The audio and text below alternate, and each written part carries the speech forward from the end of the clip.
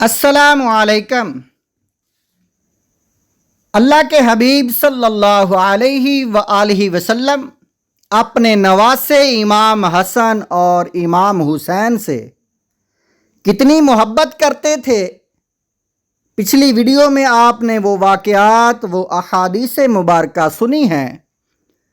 حضور علیہ الصلوۃ والسلام بچپن میں، حسن حسین کے بچپن میں اپنے نواسوں سے اتنی محبت اتنی کرتے تھے کہ خطبہ جمعہ بھی چھوڑ دیتے تھے ان کی خاطر۔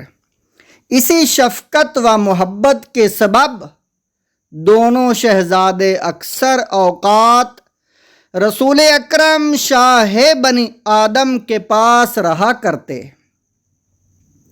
اور آپ صلی اللہ تعالی علیہ وآلہ وسلم ان کے رونے کی آواز سن کر پریشان ہو جاتے۔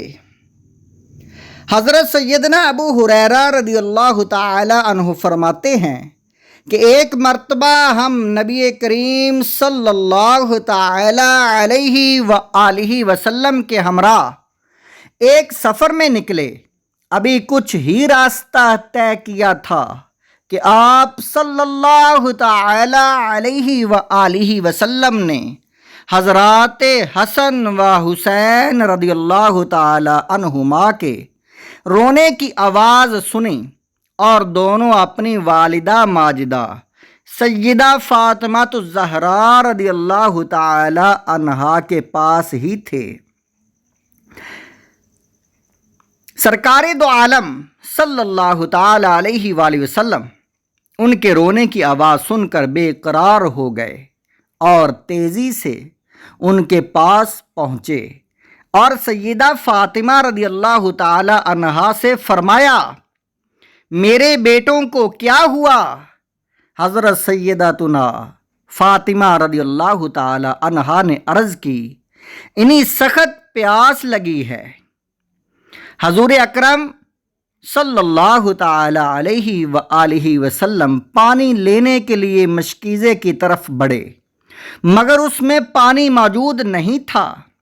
ان دنوں پانی کی سخت قلت اور شدید حاجت تھی۔ آپ صلی اللہ تعالی علیہ وآلہ وسلم نے آواز دی، کیا کسی کے پاس پانی ہے؟ ہر ایک نے کجاووں سے لٹکتے ہوئے مشکیزوں میں پانی دیکھا، مگر پانی کا ایک قطرہ تک نہ ملا۔ آپ صلی اللہ تعالی علیہ وآلہ وسلم نے سیداتنا فاطمہ الزہرا رضی اللہ تعالی عنہا سے فرمایا، ایک بچہ مجھے دو۔ سیدہ فاطمہ رضی اللہ تعالی عنہا نے ایک بچے کو پردے کے نیچے سے دے دیا۔ آپ صلی اللہ تعالی علیہ وآلہ وسلم نے پکڑ کر اپنے سینے سے لگا لیا، مگر وہ پیاس کی وجہ سے مسلسل روتے رہے۔ آپ صلی اللہ تعالی علیہ وآلہ وسلم نے ان کے منہ میں اپنی زبان مبارک ڈال دی، وہ اسے چوسنے لگے حتیٰ کہ سیراب ہو گئے۔ حضرت ابو ہریرہ رضی اللہ تعالیٰ عنہ فرماتے ہیں، میں نے دوبارہ اس کے بعد رونے کی آواز ان کی نہیں سنی، جبکہ دوسرے شہزادے مسلسل رو رہے تھے۔ حضور صلی اللہ تعالی علیہ وآلہ وسلم نے فرمایا، دوسرے کو بھی مجھے دے دو۔ حضرت سیداتنا فاطمہ رضی اللہ تعالی عنہا نے دوسرے کو بھی حضور صلی اللہ علیہ وآلہ وسلم کے حوالے کر دیا۔ آپ صلی اللہ تعالی علیہ وآلہ وسلم نے ان کے ساتھ بھی وہی معاملہ فرمایا، یعنی اس کے منہ میں بھی اپنی زبان مبارک ڈال دی تو وہ بھی سیراب ہو کر خاموش ہو گئے۔